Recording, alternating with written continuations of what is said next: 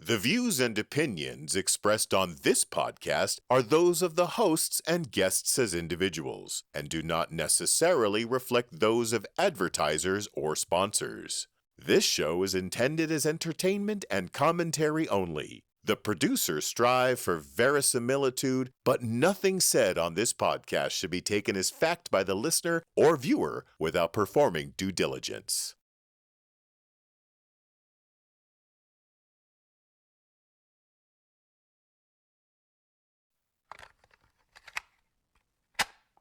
That existence, the physical universe, is basically playful. There is no necessity for it whatsoever. It isn't going anywhere. That is to say, it doesn't have some destination that it ought to arrive at. This is Keep Your Hat On, a show by three nerdy nobodies and one nerdy kind of somebody about nothing in particular. Keep Your Hat On is brought to you by the Narrowband Broadcast Network, NBBN. The focus is on you. By PodSquadPDX.com, Painless Podcasting, and by the kind support of KYHO fans everywhere via Patreon. Create on your own terms. On this episode, it's Season 2 of my indentured servitude, and the fearless fedoras have really gotten La Cosa Nostra down to a science as they wonder willingly about the word woke. Yeah, this should go smoothly. I'm your ever-disembodied announcer, Mr. Brumage, and production note. I'm still waiting on my check for Season 1.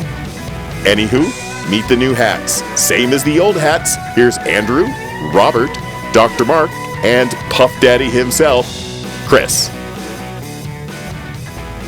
Hello, and welcome back to Keep Your Hat On, the show where hell, even we don't know where we're going to go. I'm Andrew Scott, along with my good friend, Chris Vacano, and my other good friend, Robert Anthony, and of course, our third good friend, Dr. Mark Peterson, professor of philosophy in the University of Wisconsin. Welcome to season number 2, episode 1. How's everybody doing? Doing puffed. You are puffed? I am puffed. I want to hear about your puffness. I don't know. I don't know whether I want to hear about this puffness. That's something you get a cream or ointment for? Is that? Well, you're not too far off. That's actually, right. It turns out NSAIDs. Yeah, get me up to speed here, buddy.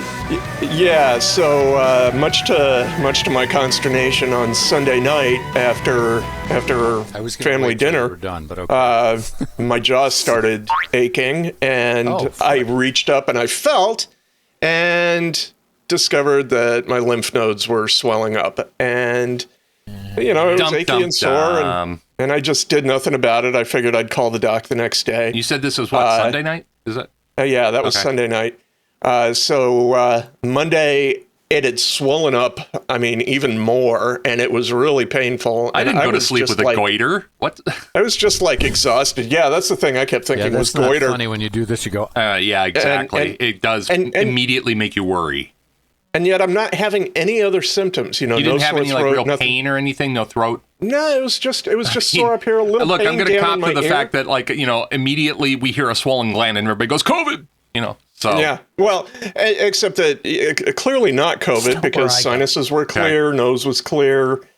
But the only thing was I was really tired. What about your ear, your associated ear? A little bit of ache in my ear, yeah, but I wasn't sure whether that was causative or symptomatic. Right. So first I called the doc and scheduled an appointment. And then I started taking, ibuprofen and acetaminophen. And that actually, it was amazing because by that night, it had shrunk back down. It felt better. I was able to sleep. I went and saw the doc the next morning.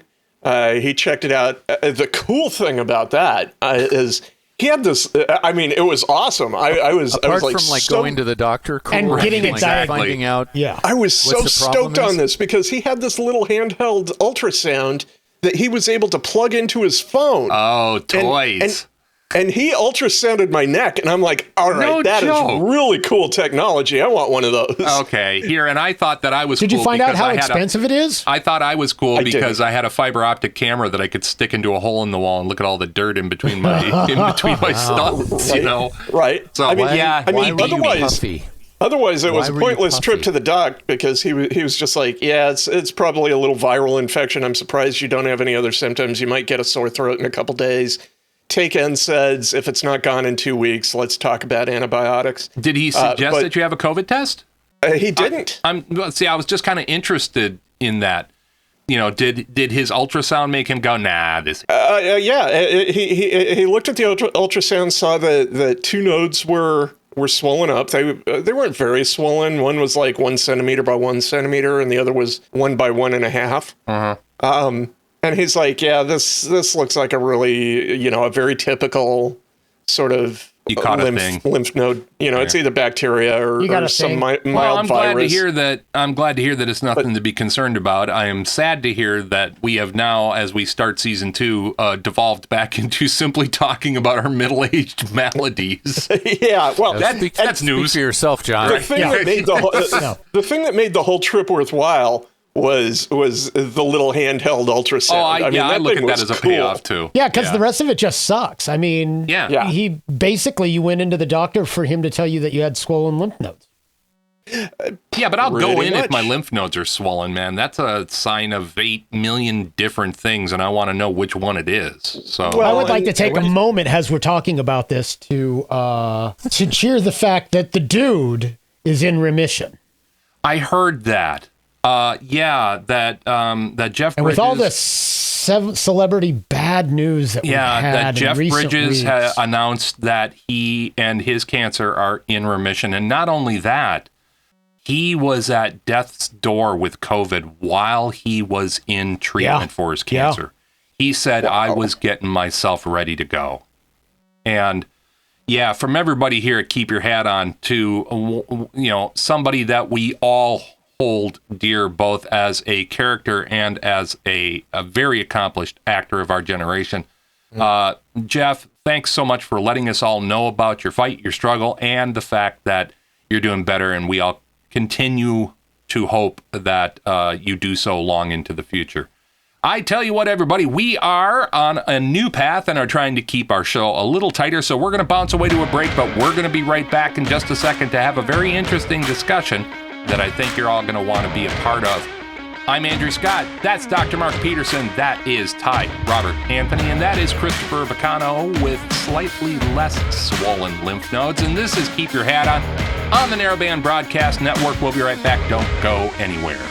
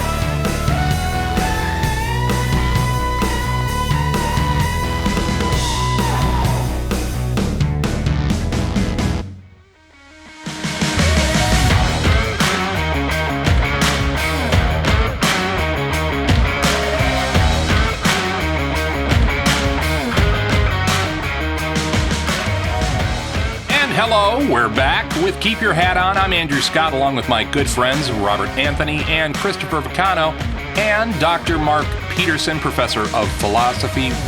What do you... I'm checking my lymph nodes now. Everybody's checking their lymph nodes now. Hey, Ty, speaking of lymph nodes, I need a sucker. Have you got an extra? I do. As a matter of fact, cool. Here you go. A spoonful of medicine. Oh, that's real funny, Ty. A dum-dum? Really? You're trying to... Ha-ha. Very funny. Ooh, Yeah, we're still in... That's how I do. This is the beta version of the transportation doing the circuit. beta. So, sorry about that, Chris. But at least you got root beer. I know you like root beer. Root beer. Well, listen, folks. we're going to start a little bit of a discussion here. Something that's been on all our minds to one degree or another has been, and I guess I'm struggling with a way to phrase this well that doesn't load the topic full of preconceptions, but you know, we as a nation of people and around the world to one degree or another have been dealing with this idea of being woke, of doing what you can to realize the problems in our lives separately and collectively and just trying to be a better person. And that's something that we've kind of wanted to offer in this podcast is 4 guys who are just trying to figure out ways to be better human beings. But there does come a time where what you're doing and how you're doing it crosses over from trying to be a better person and actually winds up making the situation both locally and globally worse. So this came about, for me at least, from an article that was published June 30th of 2020 of last year called The Promise and Problems of Being Woke. And this is in Psychology Today. We'll have the link down below to this original article. But this brings up some really interesting points. The first thing is, what do we mean by being woke? Okay.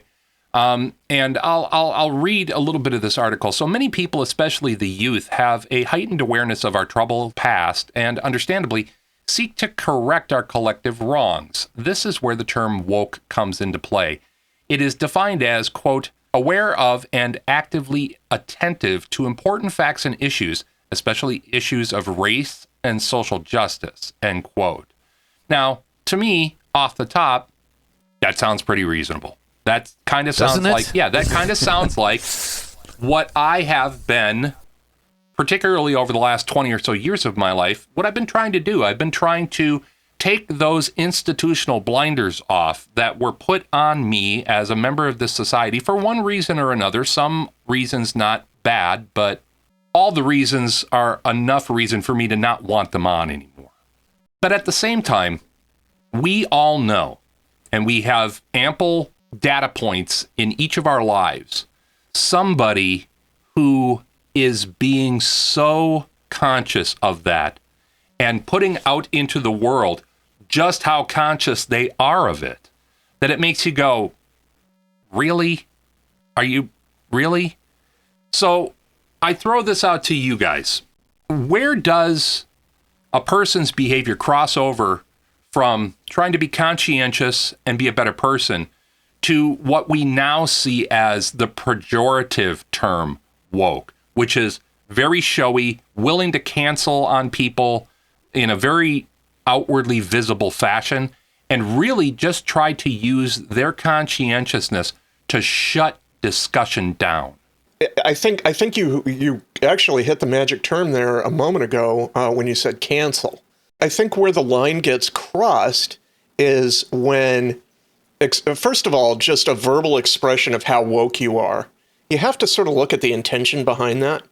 And we see it a lot in social media. A lot of times it comes out more in the comments than in the posting, and in my experience. No, the comments are always the sandbox where people start kicking sand. That's exactly. where they feel it's safe to do so.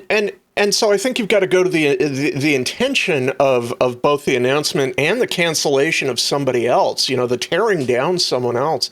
Why are you doing it? Are you doing it to truly work at the problem? Or are you doing it to tear down someone else and elevate yourself above those people and put yourself in a position of power, which is not much better than what you are attempting to criticize, right? Yeah, exactly. Mark? Can we back out and let's back out and get a little bit more of a perspective on this, right? Because the original idea in being woke meant being awakened. Typically what this really meant was if you look like us, right? And we're sort of the poster children we sort of for white privilege. Our two generations, white let's men. Let's just face up to that. Yep. And I know I certainly am, by the way, based on how I was raised and the rest of it.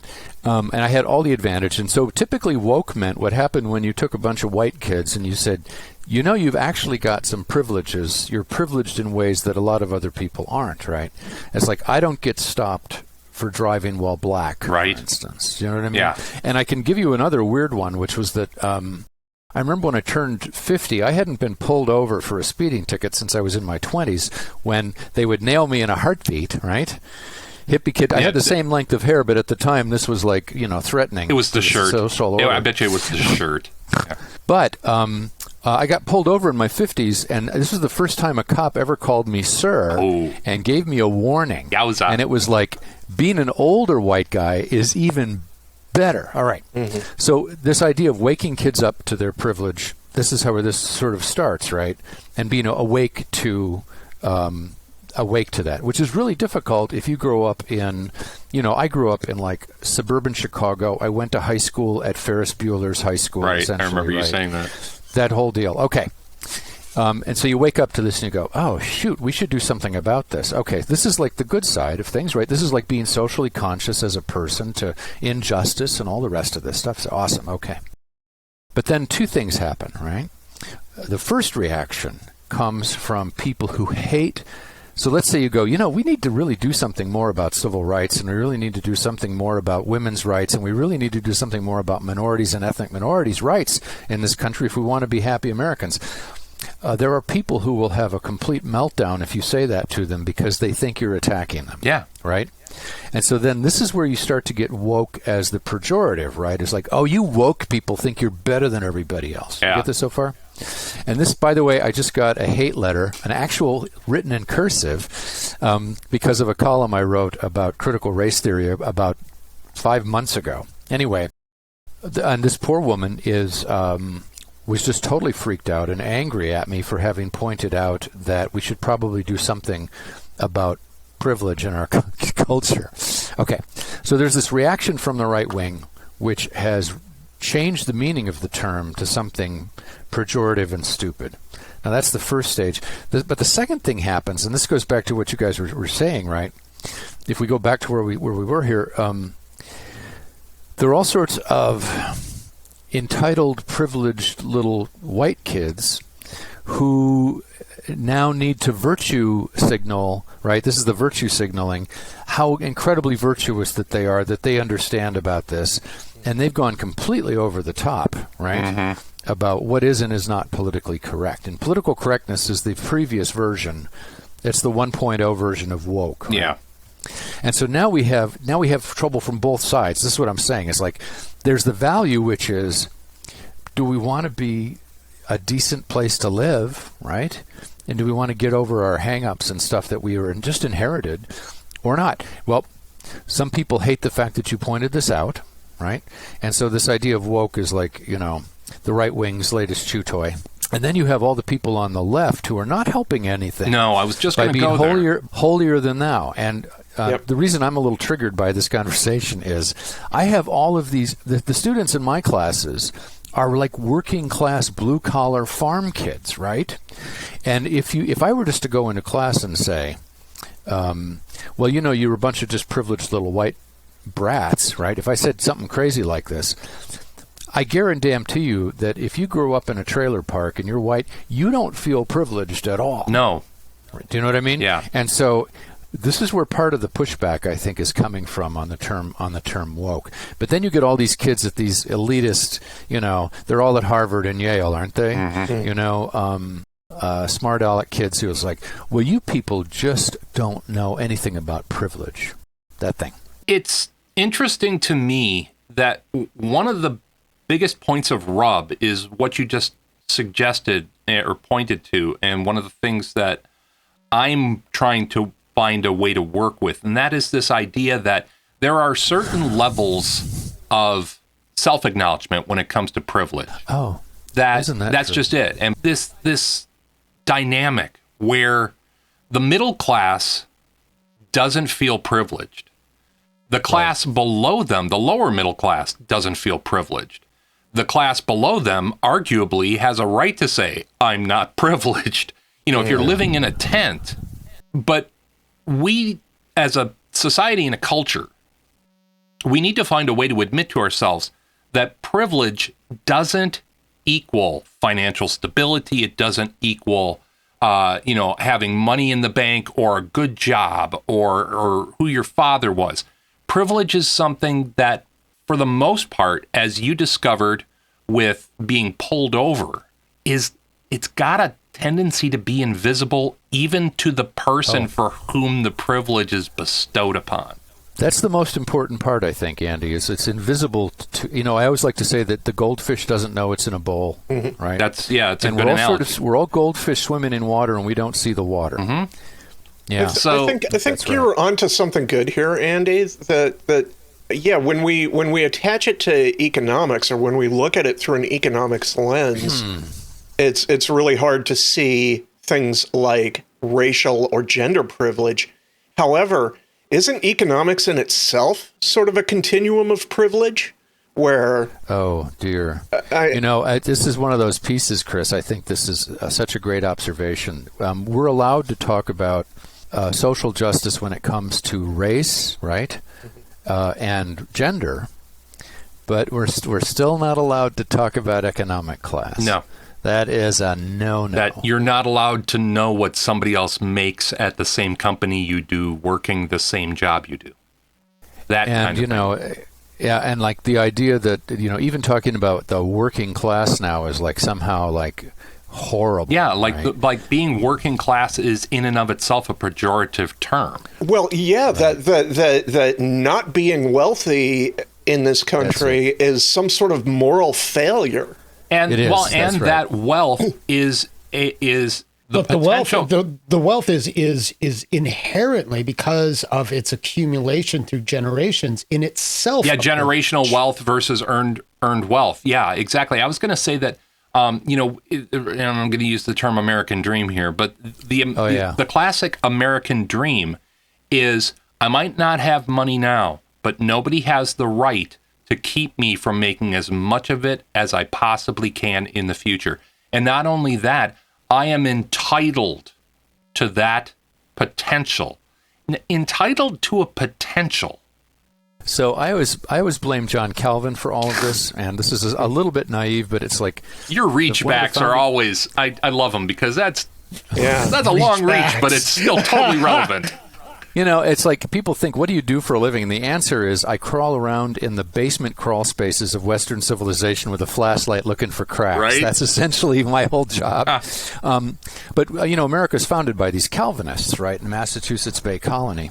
And that predestination stuff kind of washes forward. This is a very kind of oversimplification, of course, but it's a nice way to start to think about it. In America, wealth becomes a sign of God's grace. And it's like, and by the way, if you were a pilgrim after the first, generation or two, and you're living in Boston, man, you had every good reason to believe that you were chosen by God, right? Because the Native American population had already been not decimated, obliterated, right, by this point, so that there's a lot of free land. It had never really been cultivated using Western or European technologies. Plenty of game. The fish, in Cape Cod, the average size cod they were pulling out in those days was 100 pounds. Yeah, they were as big as a size 6-year-old. Yeah. So if you were asking yourself, it's like, I wonder if, does God shed his grace on thee through material wealth? And the answer is, well, obviously. And so who are the worthy ones? Who are the elect, right? Well, it's us. And so what this is to sort of piggyback on what Chris was saying, which was that being poor, therefore, is a sign of God's displeasure. Yeah. And it has this moral character. It's not bad luck ever. No. Which, of course, it is. You just gave me a great insight there, which I've been wrestling with for a long time. So thank you for turning the light bulb on. That explains to me why, in the time we live in now, it is so easy for gospel of wealth Christian preachers are so able to wrap themselves in the cloak of patriotism. Yeah. And why there is such a hand-in-hand relationship between the strong, vociferous patriotism and the likes of Joel Osteen and his followers are those guys. Those guys. Yeah. It winds up being a feedback loop. You're right. The religion feeds into the overt patriotism, and the overt patriotism reaches back to loop around onto this hyper religious idea that these are destined by God, available to those who believe. It's a symptom. So this is why, for example, I mean, since 1950, when certain political parties started to go after FDR's New Deal, right? Movement conservatism. Their whole shtick has been the same, which is that the function of government is to take money away from rich people who are hard workers and beloved by God and give it to lazy, stupid, poor people who are hated by God, the symptom of which is that they actually are poor. Yeah, they wound up being poor. And so this is how you get this is a religious commitment. Well, and if they're hated by God, then it's okay for them to be hated by me. Exactly right. And then that winds up blowing up into something that really is encapsulated in only two words, and that is manifest destiny. Yeah. This idea that we've been put here by God, okay? And so you go down all the bullet points and you see all the asterisks of assumption behind the thing. We've been put here by God on this fertile land to do with it as we please, just so long as we are good stewards. And it worked great rolling out across the continent, right? So we slaughtered Native Americans everywhere we went, and anybody else who got in the way. But now that we've taken the whole country, now we've turned this back on ourselves socially, right? And so those poor people are keeping us from really having a decent country here. Well, I tell you what, let's do. We're going to jump away to another break. And when we come back on the other side, Dr. Peterson, I have a poignant and pointed question to ask you about all this as well. But we're also going to hear from Ty, who has been very patient with us wordy bastards talking about Thank you, Ty. But we're going to be right back. This is the Narrowband Broadcast Network. This is Andrew Scott. That is Dr. Mark Peterson. That is Chris Picano. And that is Robert Anthony. And this is Keep Your Hat On, and we'll be right back. I got to let the dog in. Yeah, don't forget about Boomer. Boomer don't deserve that. Yeah, Boomer doesn't.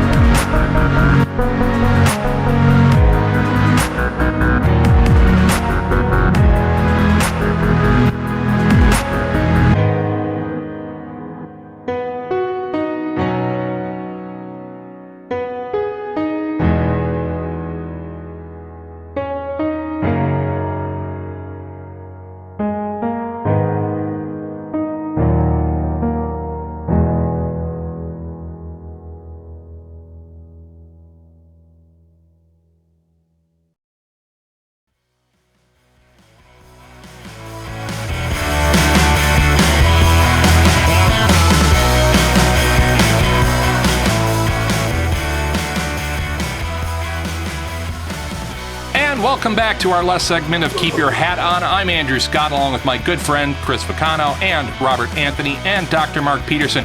And Chris, in our last segment, we were talking a little bit. I dropped the word bomb, manifest destiny, and you said you were talking about manifest destiny, and you got me thinking. You were talking about how we reached the Pacific, and then manifest destiny, we turned inward on ourselves, and I started thinking about cleaning out the weak and the unlikables and the unfavored by God among us, which leads us right back to really this whole kind of where we started, where it's not just economic unlikables, it's the othering of lots of different kinds of people. And Mere why different. that is so dangerous is because you are then marked for deletion. Yeah. And that's kind of scary to me. No, I would agree with you. As a disabled person, I've been marked for deletion a number of times, and rather recently politically. So yeah, but Mark, what would I'm just woodshedding here. What would Plato say about where we are with this right now? I want to get bracelets that say "What would Plato?" WWPD on them, because there's a lot of, it's like we could sell those on the merch. I was just going to say, let's check the merch shop at some point in the future. I'll get to work on the artwork for that. Yeah. Before those guys over at the Unemployed Philosophers. Oh, exactly. Now, as of right now, when this thing goes live, that fucker is trademarked, son. Okay. Yep. All right. It's in the hopper. Okay. Well, so one of the really handy things about Plato is like a Swiss Army knife of Plato you can use on things. Plato always would start off by asking a question like, what's the purpose of this thing? What's its function? Yeah. And then once you know what that is, then you can figure out all the rest of it, right? And so for Plato, the question is, what's the function of a society? And he makes this really great observation. This drives my libertarian buddies completely mental. All three of them. But he says, of course, the reason why cities and nations come into existence is because nobody is self-sufficient. Oh, boy. Boom. Okay. Well, so the function of a society, and this is the quick, short version of his Republic, which is, this is a quick, short version of an entire class. Of 15 weeks of pain, yes. The short version is that the function of a society is to make it possible for people to be happy. And how do you do that, right? And here's Plato's answer to this question about how do you make someone happy. And the answer is you make it possible for them to be everything that they actually are, to fulfill their purpose as a human being. And if you make that possible, then people will be happy and society will be happy. That this is the reason why privilege matters, is becoming aware of it. It's like, if I'm not aware of my own privilege, I'm not aware of the way other people have been kept from having the same stuff I get, right? The same opportunities even. It's like, I don't see any reason why we have to, just like give people, money and stuff to equalize it. We need to give people the same opportunities. The same space. That's it. The same space to become who they really are. And that does not equal this idea of level the playing field. That's something that drives me nuts. This idea that there's no playing field here. Right. It's yes, not a playing exactly. Field. It's not a playing field. That's a straw man from the beginning. Yeah, it's not right. So we're not leveling the playing field. The other thing that's involved here is people believe that when they have to give up, that they're going to have to give up some of their privileges. But of course, that's not the case at all. No. I just want everybody in this country to have the same privileges I have. Yeah, it's not pie, right? Exactly. That's right. It's not pie. So everybody has to, giving people the opportunity to become who they really are, right? Freed from all sorts of constraints that aren't really necessary. And I think one of the problems is where this points to, in a Platonic sense, is that's what Plato would say the function of a society is. What's not answered there, and it actually, if you think about it, it's more answered in people like Aristotle and even in people like Camus, is this idea that how do you get the people in society to want the best for everyone else in an equal fashion? Yeah, there's the rub. That really is where you trip over it, because you can look at what Plato says and you go, well, yeah, duh. But then it turns the light on people who, frankly, and I'm just going to say it, are just being selfish pricks, and they don't want that for everybody else, because then it makes them and their acquisition of either wealth or security or stability, it makes them feel less empowered and less accomplished because, well, I guess everybody has the ability to do this. You know, you mentioned Camus, and he went even farther with it, and he posed the really troubling question of what is it you're doing with your life to justify the space and the resources that you consume. You know, what are you doing to justify your existence? And that circles to, I think, a question that is so hard for people and makes it, when we're challenged to recognize our own privilege, we are then posed with the question of, where is my privilege? Where is that envelope encroaching on someone else's ability to live their best life? And more importantly, what's my responsibility to both myself and the world at large when it comes to this privilege? Right. Or do I even have any responsibility? Exactly. That's where Camus winds up going. That takes us into the realm of mindfulness, which I would throw to Ty, and I'd really love to hear kind of your thoughts picking up here.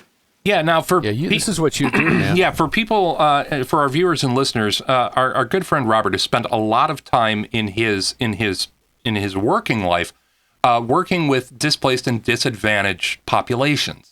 And, you know, I imagine, Robert, there's been a lot of times where you as a person with a level of visibility in those communities really tries to lead, and I guess lead isn't, at least you try to present an appearance as somebody who has worked from a bad place up into a good place, or a better place at least. You know, with your life, with your recovery. You know, we're people who have addictive backgrounds and things like that.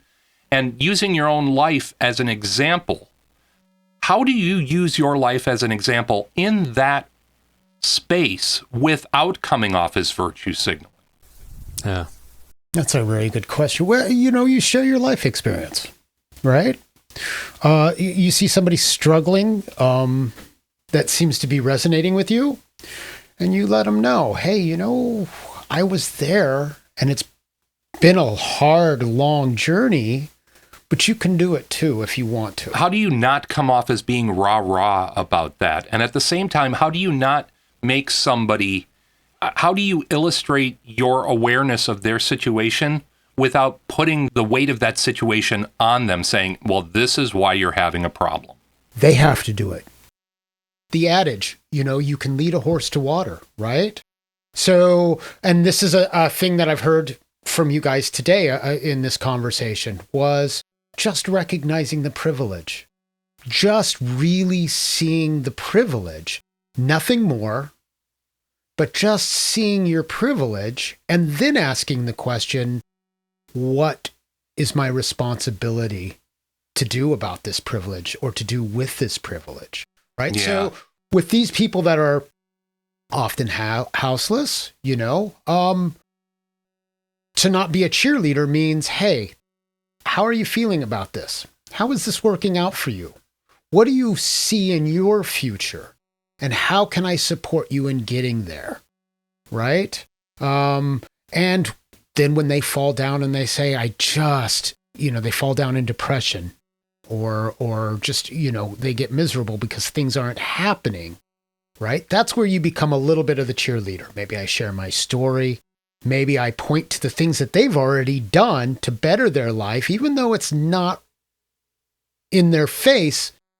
What they're working towards is around the corner. Now, that corner could be a long corner, but it's there, right? And you just have to believe that it's there, and you have to keep doing it.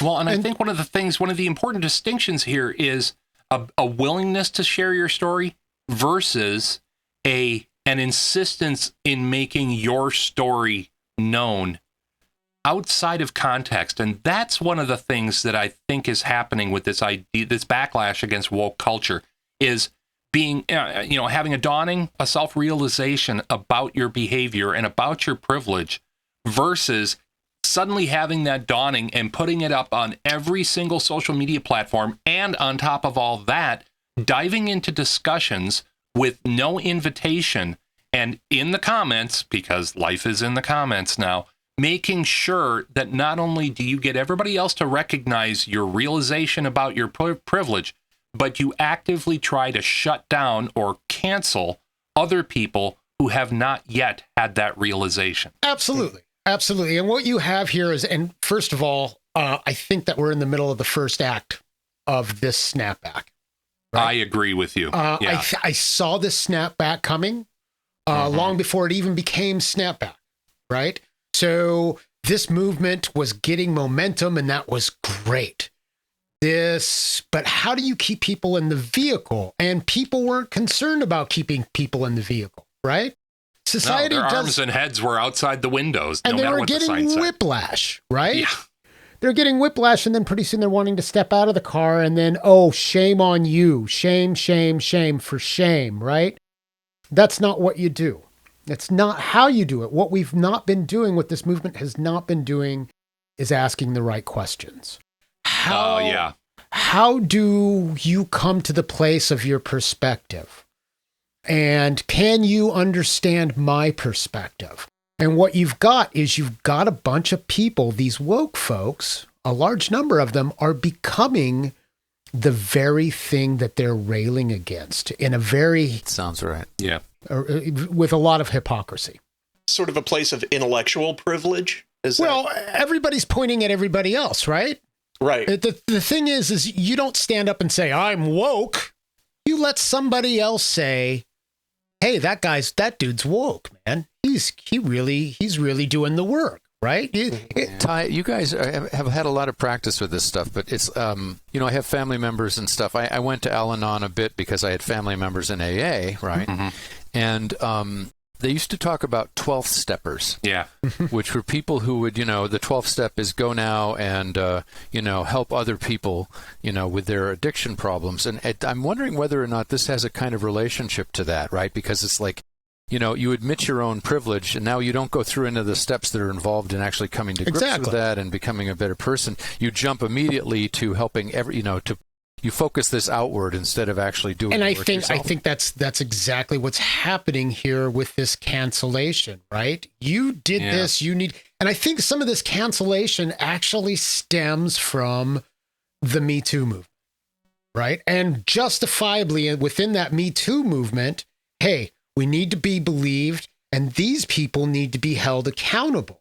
And somehow we've picked that mantle up from that movement and said, you know what? We've taken it out. We've taken it out of its original context, as is typically the way when shit starts going sideways with something. Absolutely. And now you just need to not be part of this conversation.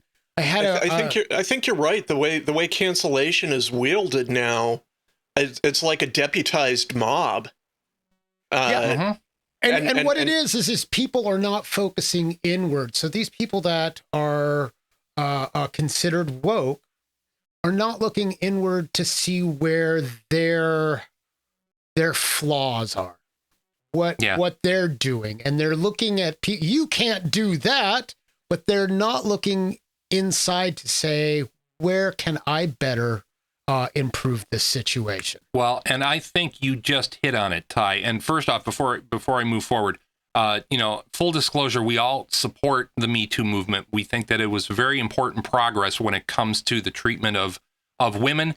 Having said that, I think really the crux of the matter here with regard to the whole woke culture and cancel culture is that, as is so often the case, we've allowed a personal experience, a personally transformative process to be turned into something that you must stick up on your window and broadcast to the outside world in order for it to be considered transformative and valid. Well, and if you're questioning any of this stuff, right, and you're not hanging that flag, you're at risk of being canceled, right? I had an incident where when the battle cry was defund the police.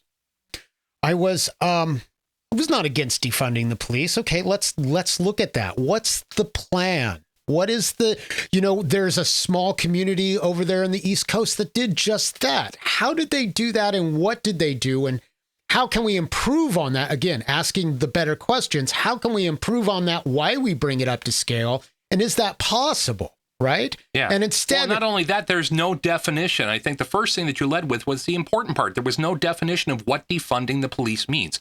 It was thrown out there as a catchphrase into the public sphere, and everybody was allowed to interpret it in their own way. And I'm not taking a stand for or against what that statement meant. I'm just going back to the point that if you don't have firm context, then it's gonna turn into a Donnybrook. And it definitely was this battle cry, let's kill the monster from the villagers. But the minute that I started pushing back and going, what are you going to replace this with? You can't do this without having a plan. The people that were within that circle all started to turn on, right? How dare I not be? And we saw it play out in live television with that mayor saying, I'm not prepared to defund the police, and getting publicly shamed at a gathering on live TV. And this man only days earlier was crying about the injustice that was done to Mr. Floyd. He was deeply remorseful and deeply wanted to do something. It's just that he wasn't really to just jump out and become part of the mob mentality yet. Well, and so often is the case, it seems like we simply turn, and I don't have a good explanation for why, and I don't have a good mechanism for fixing it. It just seems that in our modern life, especially with the advent of the internet, the go-to thing is to shut down discussion, to shut down a conversation. And not only that, to prevent it from ever raising its unfriendly face again. And that really bothers me. And I'm wondering about this, and we've seen this a lot. And Mark, I don't know whether you can speak to this or not, but a number of colleges have trigger rooms, right? And I am hearing a lot about how you triggered him, Ty. The kids in college these days don't want to be challenged, and if they're challenged in their belief system, they feel that that's being triggered.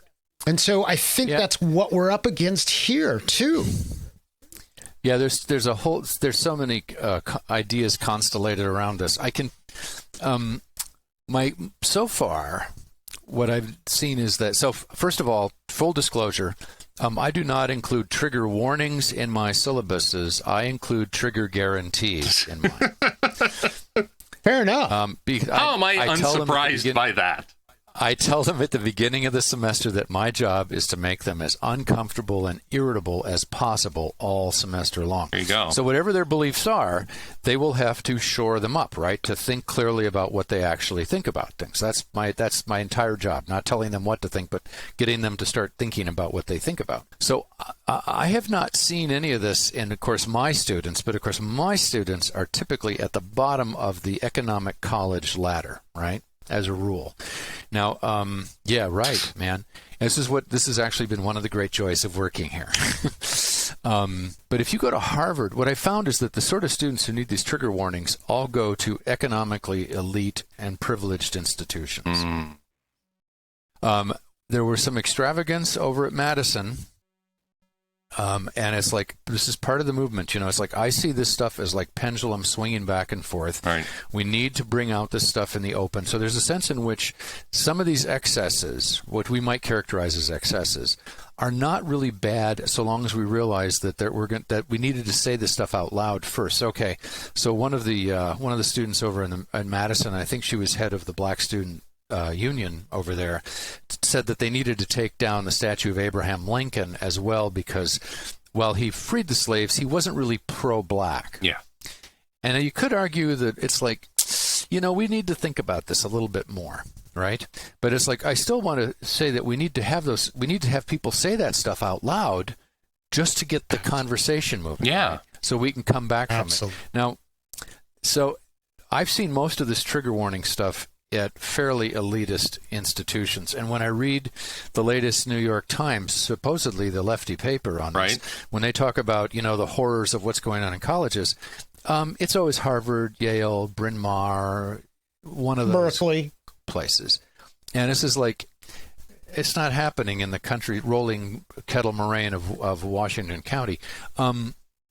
But the other side to this, too, and this, I wondered about this. Two thoughts crashed into my head. I've been reading a bunch of Jung. I've been going back through Jung again. And there's a constant theme in Jungian psychology, right, which you guys, you Zen boys, know this really well, which is that people will do anything to avoid confronting their true selves. Hell yeah. And it's like, if this includes your privilege, right, you're immediately going to feel attacked and you're going to dodge it at any way possible. Okay. The other one on here, and I think I've mentioned this before over the last season, was Theodor Adorno, Frankfurt School of Philosophy, wrote this hilarious book that alienated every college student in France in the 60s called The Jargon of Authenticity. And which, by the way, we're going to put that down as a link in the bottom, because I read it back in the day, and I remember that it really kind of blew my doors off. Yeah, it's actually not, considering that it's the Frankfurt School, it's actually kind of accessible. It's not a hard read. Anyway, but the idea was that if you have, if you learn all the sexy vocabulary, right, it makes you look. This is the virtue signaling dimension here. Yeah. If you learn all of the right way to say stuff, it makes you look like you're authentic without ever having had the experience, right? And so, like, I was really lucky that I got to live in South Alabama, and so I was in much closer proximity to African Americans, and this is no way suggesting I have any understanding of what that could possibly be like, but I got to see what it was like, right, from the outside. And you see that long enough, and you know that as a white boy, you're never going to have to put up with any of this, right? Do you know what I mean? Now, I didn't go all off on this because we all still need to live together, and we all come up short, right? None of us are perfect, and we have to figure out how to manage all that. But there are people, in the 60s, this was called radical chic, right? This is where you had all these rich New Yorkers from Fifth Avenue going all beatnik, right? Like, oh yeah, I'm one of the people, and volunteering at a soup kitchen, shut up, right? Exactly.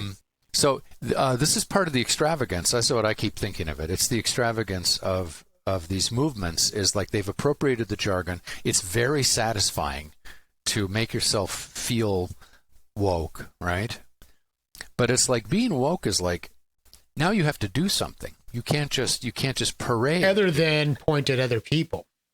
Exactly. Right, exactly right. So those are the two thoughts that screamed into my head when you were talking. No, and thank you for them. And really, where this comes back to me, as we wrap this discussion up, is, Ty and I are formally, we're Buddhist. We've taken vows and we try to live our lives. We promise to live our lives by a set of precepts, and they're not commandments; they're precepts. And more of a guideline. Yeah, it is kind of a guideline. And we don't go to hell if we don't do them. But really, one of the things that in Buddhism, in any flavor of Buddhism, we hear the term Buddha. And Buddha, in and of itself, the name means awakened. Yeah, nice. And where this comes back to me is Buddha, when he had his awakening, and I'm going to try not to be all woo-woo spiritual on you here. I'm going to try to keep this very practical. When Buddha had his awakening, he didn't suddenly jump up and go, I got to tell everybody else. He didn't suddenly go out and say, I've got it. What he did was he sat with it and he let it inform his life. And if you ever go through any of the Buddhist canons, it took a while before Buddha even admitted that it happened. Yeah. And, as we button this all up, that actually takes me to an analogy that more people are probably going to be familiar with. I remember I grew up Catholic. I grew up a good Catholic. I'm sorry. Right. Well, it's okay. It was pretty. I got better. It was pretty. I'm feeling much better now. Blame's a Better lot. now. Yeah, doesn't it? Yeah. Well, and Chris went to Catholic school, and that's yeah, something that I was brought up Catholic too, and then we later often get educated by told- Jesuits. Same here. We often get told, as part of our parochial education, that there's a parable, I guess, about two men in church in the pews, and it was time for the collection plate to go around.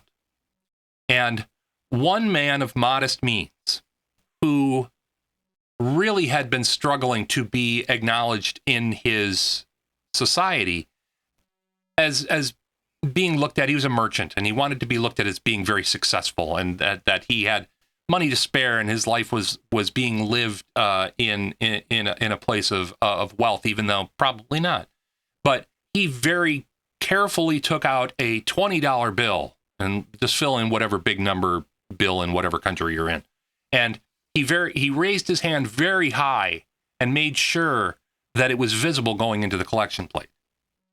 And this man of great privilege, who was a few people down from him, very carefully had taken a check for $1,000 that he had written before service and folded it into his hand, and very quickly placed his hand and the check over the plate, let the check go, and drew it back. No show, no ostentatious flourish. And that really is where this whole thing kind of comes back to me. Both men were trying to be better men. One man of limited means gave what he could, but made sure that everybody saw how much of it was there. And the other man, who was truly privileged and was aware of that privilege, made sure that he gave as much as possible, but that he did not make anybody else feel bad by showing how much he was giving. And that's really what woke winds up coming back to me. Nobody here, nobody of us four people, or most likely any of you out there listening or watching, don't have as a goal in your life to try to be better every day. But there's a being better every day for the betterment of yourself and your society. And then there's a selfish version that makes sure everybody knows that you're better. How better that winds up being, I'm not entirely sure. So I think another way to putting that is because I do have the goal of being better, a little bit better every day, and that goal is somewhat selfish, somewhat internal, but that goal ends up, if it's that oxygen mask thing, right? So yeah, put your own on first, man. If I'm better, then I make the people around me and the world around me, the immediate world around me, better. And as that ripples out, then maybe I can make the world a better place. And so you don't get on the plane and immediately turn around up the concourse and go, well, I'm going to be the one that puts my mask on first. Of course not. Of course not. No, that's that being a little bit better every day. And it just might be really just a little bit better. This could all be easily ameliorated if we got into the frame of a simple question: how can I help? Yep. That's honestly, that just goes back to Baba Ram Dass and the thing that he told everybody. His life changed entirely and at the quantum level when he adopted the one question that he always asks, and that is, how can I help? And with that, we are wrapping up. This has been Keep Your Hat On, and this has been a very interesting discussion. We'd love your comments or opinions, either on our Facebook page or on social media or on our live stream or on our YouTube videos. Please give us a like, click, and subscribe, but also please comment. We'd love to interface with you. And again, we are going to be back in 2 weeks. We took a little bit of time off, but we're all back with season number dose. And gosh, people, have yourselves a lovely 2 weeks. This has been Keep Your Hat On, the show where hell even we don't know where we're going to go. I have been Andrew Scott. That has been Robert Anthony. That has been Christopher Vicano. And that, of course, has been and continues to be Dr. Mark Peterson. And remember, everybody, keep your hat on. We may end up miles from here. Take care. Visit our merch shop, kyhopodcast.com. Smash the like button. Shop. Smash that like button, and we'll see you all again really soon. Everybody, take care, and bye-bye. Well, there's a chunk of time you can't get back. From Portland, Oregon, this has been Keep Your Hat On, a big little show about a whole lot of nothing in particular. Keep Your Hat On is a narrowband broadcast network production in association with PodSquadPDX.com. Andrew Scott, executive producer. Robert Anthony and Chris Vicano, associate producers. Our theme music was written and produced by Andrew Scott, along with help from Ron Kajawa. Website design and maintenance by Vicano Creative, Chris Vicano Webmaster, available at VicanoCreative.com. Audio and video production by Andrew Scott, available at AndrewScottMedia.com. Got ideas or comments for the show? Email us at talkback@kyhopodcast.com, and don't forget to like, click, and subscribe. On behalf of the boys, I'm your announcer, Michael Brumage. Thanks for listening. I guess. Oh, an infinity cam. Look at that. Whoa. Dr. Tongue's 3D house of hats. They laughed at me in Budapest. They laughed at me in Prague. They laughed at you in Buffalo, too. Shut up, Rudolph. NBBN. The Narrowband Broadcast Network. The focus is on you.